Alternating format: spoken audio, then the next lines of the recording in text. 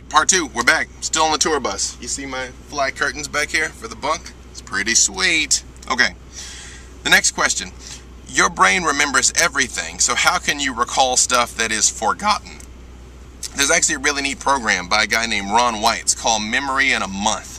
That was really good, that I did, that I liked a lot. That'll help you train your mind. A lot of it also is your brain, as I've mentioned many times, is like a supercomputer that you don't have the instruction manual to. It is absolutely true that your brain remembers absolutely everything that you ever experience ever. Like your 4th grade birthday party. Your brain still has it 100%. But you can't recall it on command because it creates associations between things with neurons, you know, the little like connections that form. In your entire life, you probably haven't been doing this. And your brain is set up in such a way that it tries to arrange information in terms of priority. It's just like kind of like putting things in storage. Like if you don't need your Christmas lights in the middle of June, you store them and you don't think about them anymore. Your brain's the same way. So it's constantly trying to file information in a way that won't get in the way while it's trying to keep your heart beating and making sure you don't get eaten by a bear or something, because that's kind of your brain's priorities. So you have to retrain it to create new associations. And there's lots of programs out there, but Ron White's Memory in a Month was the best one. That's the one that I like the most, at least. All right. Have you cured an illness? If yes, what was the worst illness you cured? Alright, now let me issue a disclaimer here. You know, I did a healing program that's up on my website, peacelovemoney.com, where I taught a lot of techniques that you can use to heal yourself and even heal other people. And I've had many people ask me to assist them with healing, and I've done this. And when I say I send healing energy out to people. But when somebody tells me that they've got a problem, and I say that I will send this healing energy, and I do it, and they get better, I don't really think of it as I healed them.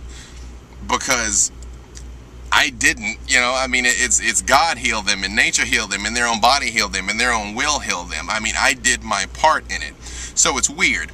I've participated in people's healing, but I would not say that I healed them, if that made sense. I don't know, I haven't laid hands on any lepers or, you know, crippled people and helped them to get up and walk. But for some reason, what I have found, the thing I have the most success with helping is heart issues. It's a strange thing. I've had a few people that had major heart problems that were going to need operations.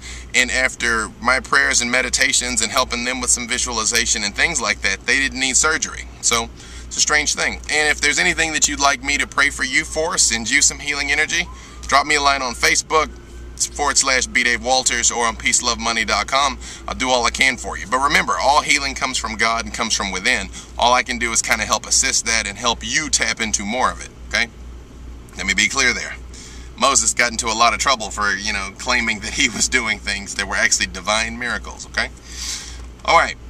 Throughout history, people have declared wars as holy. How do you feel about war?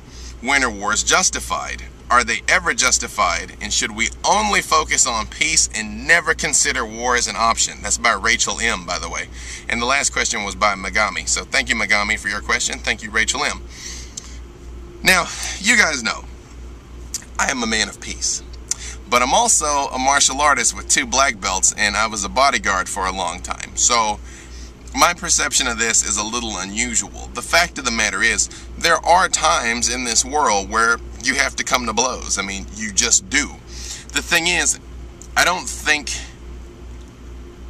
that it's ever as necessary as we do it. So the simple answer to this question is, are wars ever justified? Yes. Are they usually justified? No.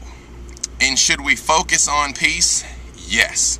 I do believe it is possible to work out most differences in this world through dialogue.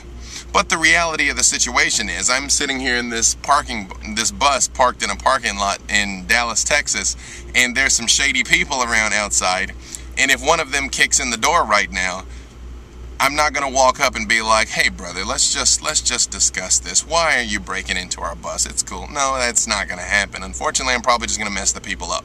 But I won't mess them up any worse than I have to. Just enough to get them to end their hostility. Same thing, if somebody is coming at me, we can talk. Even if they try and put their hands on me. You know, everybody gets one warning. I mean, my initial reaction is not going to be to hurt somebody. But if somebody goes near my wife or my child, I'm going to grab them and I'm going to break something. Because You know, that's my benchmark of protecting myself. So what I would say is when a war is justified is always in defense. I mean, if somebody invades this country, if like Mexico and China invade from both ends, then yeah, we have every right to go to war. Personally, I'm not really a supporter of this war on terror, because I don't think we should get into wars that we cannot win. How do you war on terror? And 10 years later, we're kind of finding out you can't. I don't think these wars for oil have been justified either. I think a lot of people are dying on both sides for nothing. And I think our soldiers deserve better. When people say, you know, support our troops, I'm like, well, supporting our troops is bringing them home. I don't think we should keep them out there fighting indefinitely. I also realize, though, that we can't bring them home tomorrow, because it would kind of cause a power vacuum and everything that we've worked for over this time would collapse. So it's kind of really a messed up situation. But I think defense, things like World War II with what the Nazis were doing, that was really justified. The Civil War was justified. Beyond that, I think whenever it's economics, and you can make the argument that all wars are economics, it's not really justified, unfortunately. I think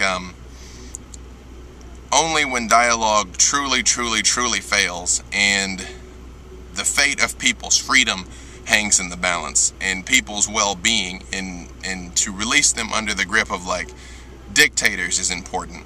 But it's a slippery slope. It's a slippery slope. I would say that war is absolutely the last option on the list, for sure. And I don't think the idea of a holy war really exists either.